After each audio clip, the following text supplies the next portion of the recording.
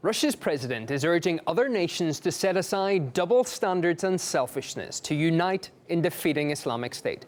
Vladimir Putin also responded to accusations Moscow was to blame for the mass refugee exodus from Syria to Europe. Murat Gazdiev reports.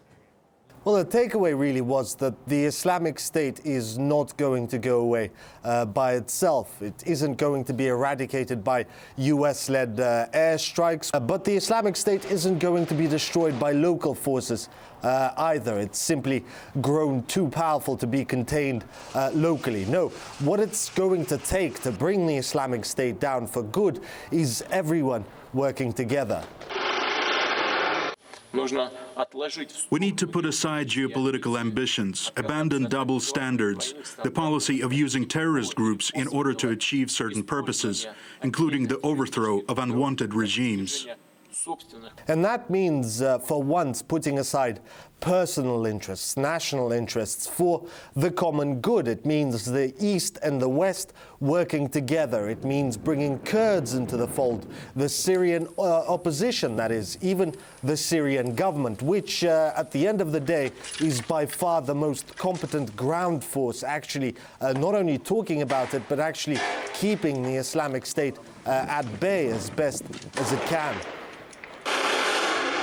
We support and will continue to support the Syrian government in its fight against terror. It's impossible to drive Islamic State out of the country and the whole region without the active participation of the Syrian government and military.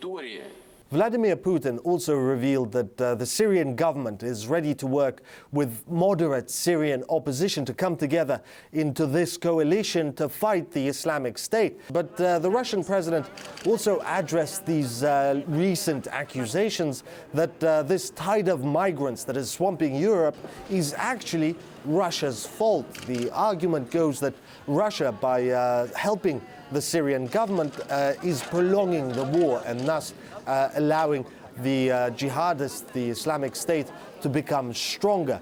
Whoever came up with that argument, though, obviously didn't take into account that the vast majority of refugees are coming from places like Afghanistan, like Iraq, Libya, all countries that have been victims, targets of Western military action in recent years.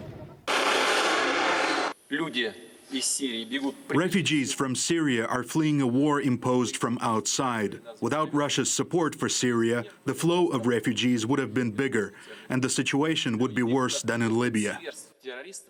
The United States has been especially enthusiastic to blame everything on Russia. Samantha Powers, the UN Security Council representative from Washington, being the latest to parrot this argument. Perhaps ironic, considering that most Islamic State propaganda videos feature them driving Humvees left over from the Iraq War.